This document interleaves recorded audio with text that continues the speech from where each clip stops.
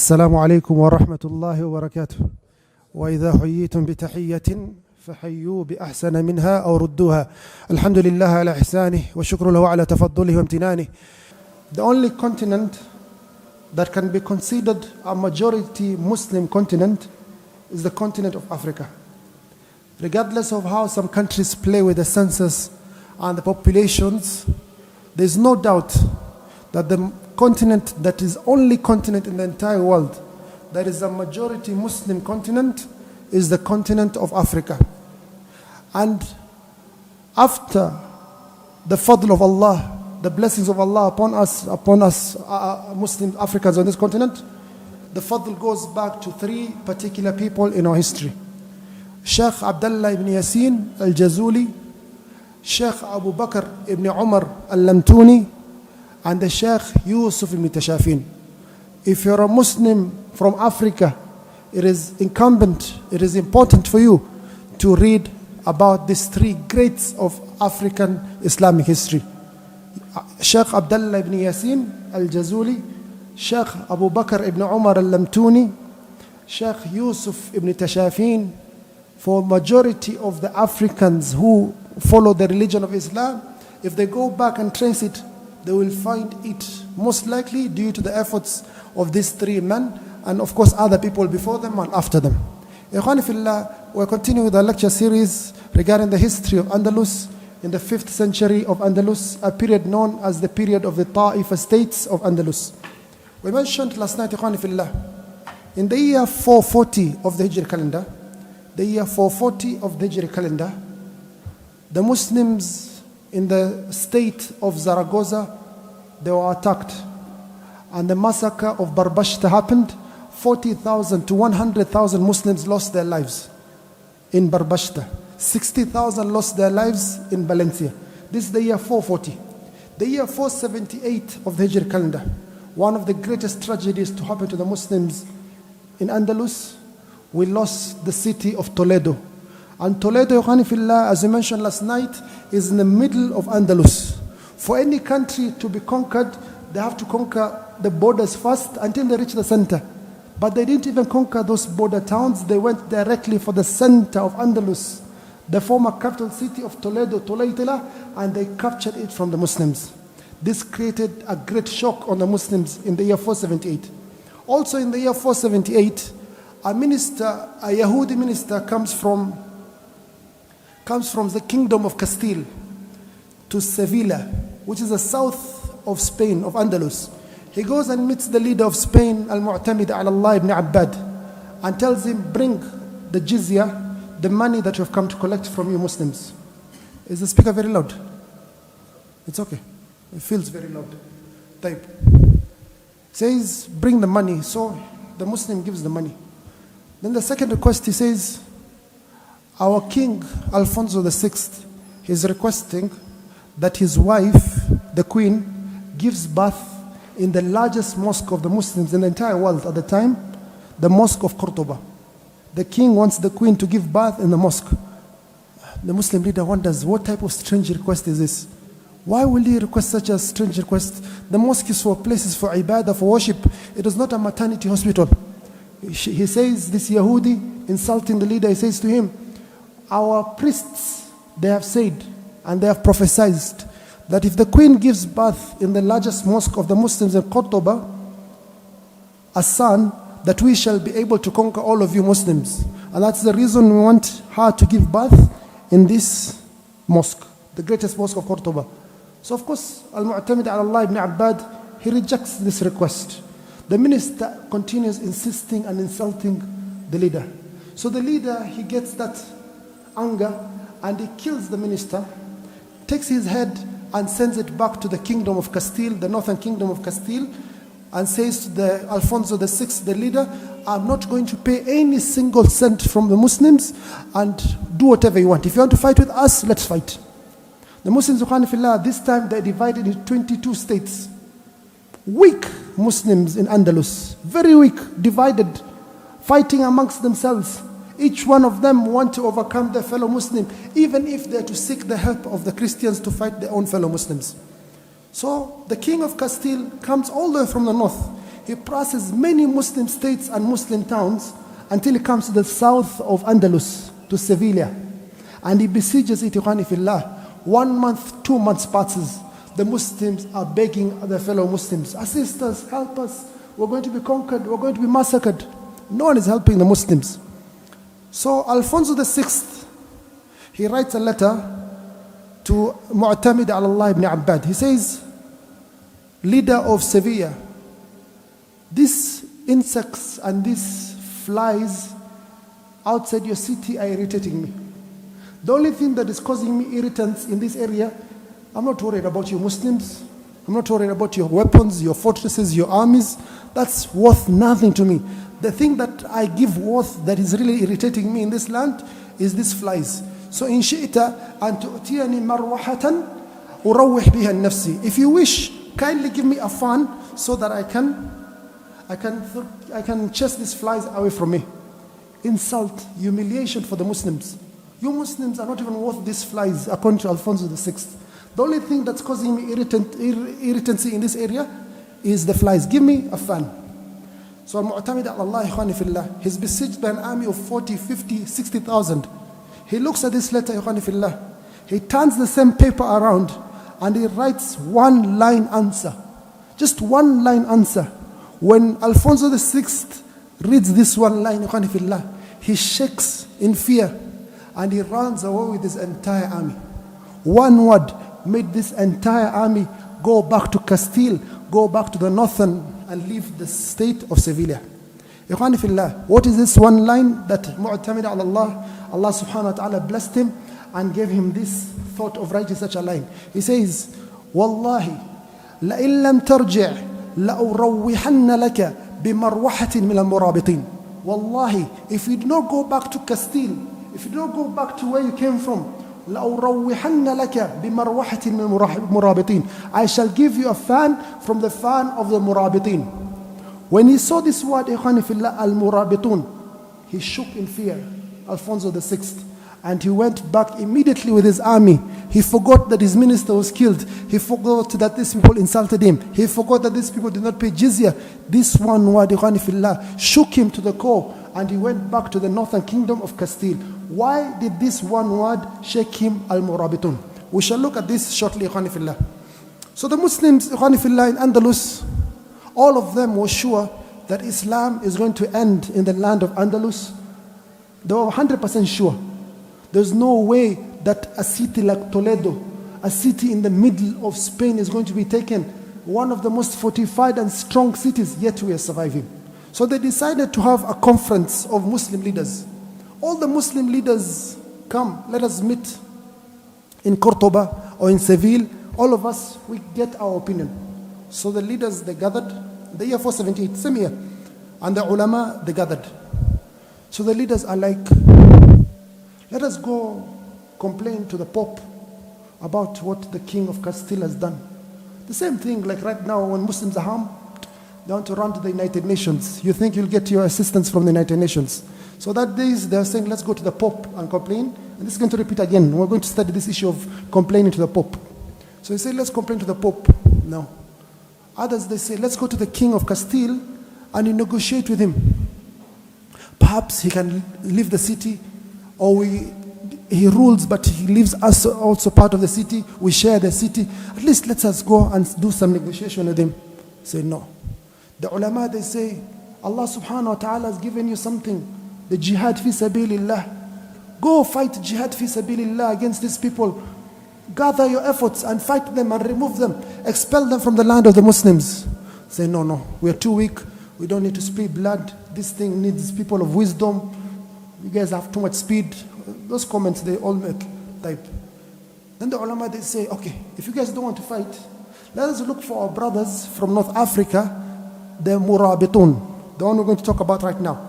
Let us go to the Murabitoon. They come to Spain, to Andalus, and they assist us to fight these people and defend our lands, defend our honor. When you leave these enemies to enter your lands, they don't only take your land, they humiliate you. They humiliate your women. They rape your women. They take your children as slaves. They massacre you and oppress you. You really need to defend yourselves, and that is Allah subhanahu wa ta'ala has kept for you. So they say to them, let's go call the Murabitoon. No, we can't seek the help of the Murabitoon. This is the leaders speaking now. If these guys come from Africa, yes, maybe they will defeat the Christians, but what after? We must think ahead. Afterwards, they might come and they take our land from us. They take this luxury life that we have. They're thinking about our nafsi, nafsi, myself. So the conference went on, there's no solution. The leader of Sevilla, the same person, Mu'tamid Allah ibn Abbad, he stands up and he gives a khutbah. And he really causes them to feel iman once again, emotion, some of them. He says, Wallahi, لأن أرعى الإبل في الصحراء المغرب أحب إلي من أن أرعى الخنزير في أوروبا. Wallahi, if I'm to go look after the camels in North Africa and be a slave of the Murabitoon, it is more beloved to me than to be a shepherd of pigs in Europe. Understood? Looking after pigs in Europe is option number one. If I let the kingdom of Castile get its way, and if I let the Murabitoon get its way and take over Andalus, then at the worst case, I'll go to North Africa and look after the camels and the sheep of the Muslims in North Africa, which is worse. So he says, لَنْ أَرْعَى الْإِبِلَ فِي الصَّحَرَاءِ الْمَغْرِبِ أَحَبُّ إِلَيَّ مِنْ أَنْ أَرْعَى الْخَنَازِيرِ فِي أوروبا. I want this Murabitoon. I only used one word. I just wrote a letter. And these people, the enemies went back. Imagine right now if they come. One word made them go back because I wrote Murabitoon in a letter. The entire army went back. Now imagine if those guys really come here, what will be the result? Please listen. All the leaders of Hanifillah refused, apart from two leaders. The leader of Batalayos, which is Portugal, Al-Mutawakkil ala Allah ibn Aftas. He says, let us go to the Murabitoon. The leader of Granada, Abdullah ibn Bilqin, he says, let us go to the Murabitoon, and that's Al-Mu'tamid Allah ibn Abbad. So they gather a group of scholars, ministers, elders, to go past the Jabal Tariq into Morocco to meet with the Murabitun. Ikhwani fillah, who are these Murabitun that the Muslims of Andalus were keeping all their hope in? Ikhwani fillah, who are these Murabitun? The reason that the majority, we in Africa are the majority religion. This is our lecture for tonight. Ikhwani fillah, we have to go to the south of Mauritania to understand the beginning of this story. In the year 440 of the Hijri calendar, what was happening in Spain, the massacre of Barbashta and the massacre of Valencia was going on. One side of the world is a massacre. In the year 440, one of the leaders in the south of Mauritania, there were two tribes from the Sinhaja tribe. The Sinhaja, they divided into two groups, Judala and Lamtuni. Sinhaja, if you have read the Arabic book of grammar, Ajurumiyah, you will find that his name is Ibn Ajurum as-Sinhaji. Sinhaji is this tribe. So it's divided into two main tribes, Lamtuna and Judala. So one of the tribes, Yahya ibn Ibrahim al-Judala, one of the leaders of the Judala, he says, he looks around at his tribe. He's a righteous person. He wants to make changes to his tribe, but he doesn't have the knowledge. He doesn't have that power. He looks at his tribe, he sees that there are people who are Muslim. By name only, they are Muslim. Abdullah, Muhammad, Ibrahim, they have Muslim names. But they drink alcohol, drunkards. Number two, there is a lot of zina in society. Fornication. Zina has become so prevalent that a man will commit zina with his neighbor's wife or neighbor's daughter, and the neighbor will not do anything about it because he himself is engaged in zina. Number three, Muslims are marrying more than 4 women. You find a Muslim man, he has 15 wives, 20 wives. What religion is this? You find sorcery, you find superstitious beliefs, bid'ah, innovations. The society is not a religious society. It's a society that has gone back to the days of Jahiliyyah. So he says, this leader, Yahya ibn Ibrahim al-Judali, let me go perform Hajj. He goes, he performs Hajj. All the way from Mauritania, he takes a flight from the airport in Nouakchott. Was there a flight that time? he took his camels from Mauritania all the way to Makkah, a distance of months, maybe 4 months, 6 months, 9 months, very long distance, performs the Hajj. He comes back to Tunisia. Tunisia, Khanifillah, was the center of knowledge, a city of Qayrawan. The Dawla al-Fatimiyya were expelled from that time in the lands of Morocco. So the Muslims had come back, Ahlul Sunnah had come back. Qayrawan was the center, Tunisia. So he goes to Tunisia, Qayrawan. He asks, who's the great scholar of Qayrawan? He's told this Abu Imran al-Fasi, the greatest scholar of the Malikiyya during that century. He goes to Abu Imran al-Fasi. He tells him, I am from South Mauritania, near Senegal.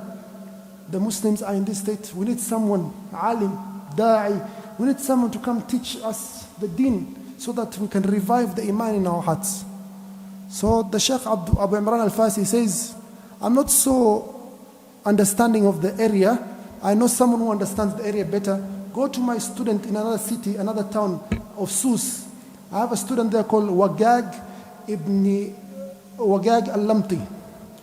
Go to Wagag or Wajaj al-Lamti. So he goes to Wagag. Wagag, he gives him the situation. He says, I have the best student for you. Someone who is also from a tribe that's close to your tribe, also from Amazigh tribe, from a Babar tribe. He's called Shaykh Abdullah ibn Yasin al-Jazuli. Ikhwani fillah, we as Muslims in Africa, we have to take this name with a lot of pride, a lot of honor, for this is one of the greatest Muslims to appear in the continent of Africa. This is a name, if it was to be written, it should be written by light, not even gold ink. Shaykh Abdullah ibn Yasin al-Jazuli rahimahullah. So Shaykh Abdullah ibn Yasin, he goes with this leader Yahya ibn Ibrahim to Mauritania, the south of Mauritania. He goes there, he starts calling people to da'wah, telling them this is haram, this is halal, Allah subhanahu wa ta'ala forbids you to do this, Allah commands you to do this. He calls them to good of Islam and prohibits them from evil. Ikhwani fillah, the people did not take it well. We have bars, we have brothels.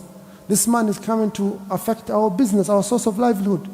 So the businessmen who of this ma'asi, they start fighting him. They threaten him. They start beating him up. And finally, Khani fillah, they expel him from their town. All this time, the leader is not that powerful. Because if he supports this sheikh a lot, he himself might be killed. He himself might be humiliated. He's trying his best. The sheikh was expelled. Ya layta qawmi ya'lamun. It reminds you of that story of the believer in the house of Fir'aun. وَيَا قَوْمِ مَا لِي أَدْعُوكُمْ إِلَى النَّجَاةِ وَتَدْعُونَنِي إِلَى النَّارِ تَدْعُونَنِي لِأَكْفُرَ بِاللَّهِ وَأُشْرِكَ بِهِ مَا لَيْسَ لِي بِهِ عِلْمٍ وَأَنَا أَدْعُوكُمْ إِلَى الْعَزِيزِ الْغَفَّارِ. It reminds us of that young man in the house of Fir'aun who became a believer, and he calls them to Iman, yet the people, they rejected him and they killed him eventually, and he was amongst the people of Jannah. So Shaykh Abdullah ibn Yasin, heartbroken, he lives. Only maybe 3 people or 5 people have listened to his words, listened to his message. So he lives. He goes even more south, enters Senegal. He looks for an area. He finds a river, probably the Niger River. We don't know which river, probably the Niger River or somewhere there. And he puts a tent, a small tent. Then he tells his students, I have a tent here. Whoever wants to come study the religion, welcome.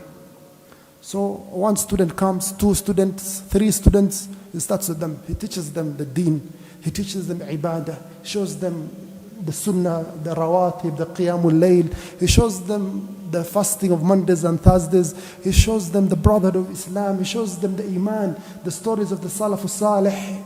Teaches them the sweetness of the Quran, and the iman and the sweetness of the deen enters the hearts of these young men. Khani fillah.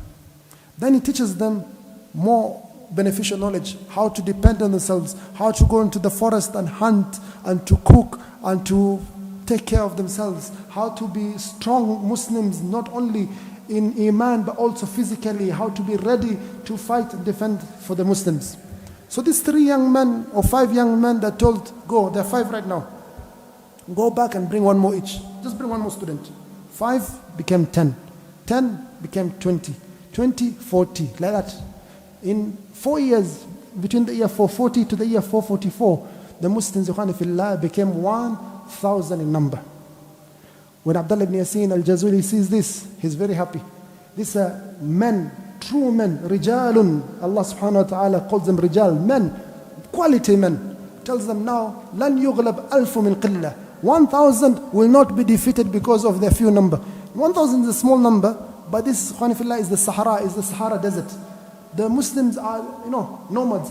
There's a group of that 200, 500, 300.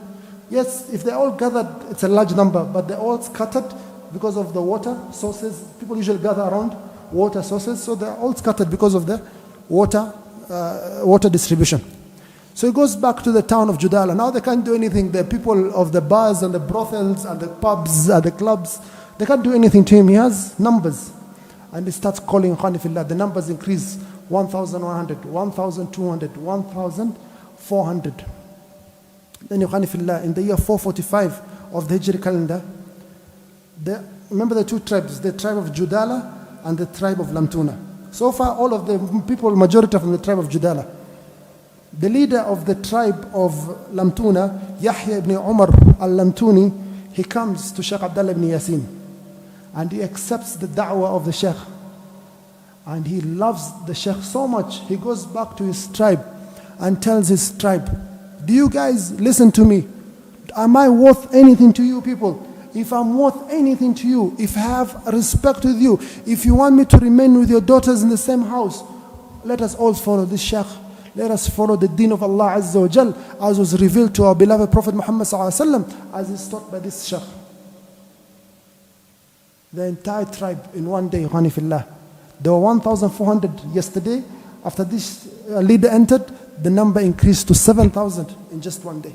It reminds us of the story of the Sahabi Sa'ad ibn Mu'adh radiallahu anh. Sa'ad ibn Mu'adh, if you know him, Khanifillah, this man, when he died, the arsh, the throne of Allah subhanahu wa ta'ala, it shook. The arsh ar-Rahman, it shook. From the biography of this man, when he became a Muslim, he went back to his tribe. He told them that your daughters, your blood, everything of you guys is haram until all of you join in following this Prophet Muhammad sallallahu alaihi wasallam in his da'wah. All his tribe, Sa'ad bin Mu'adh, they accepted the da'wah of Prophet Muhammad sallallahu alaihi wasallam because of this young man. He's only in his 30s. If you read the story of Sa'ad bin Mu'adh, he's only in his 30s, yet Allah subhanahu wa ta'ala raised him to this status. The Arsh ar-Rahman shook. So Khanifillah, the entire tribe of Judala al-Lamtuni have now entered the da'wah of Shaykh Abdullah ibn Yasin. The number is 7,000. The number continued increased until the year 451 of the Hijri calendar reached. No, sorry. The year 445, after this man entered with his entire tribe, a few months later, he passes away. He dies.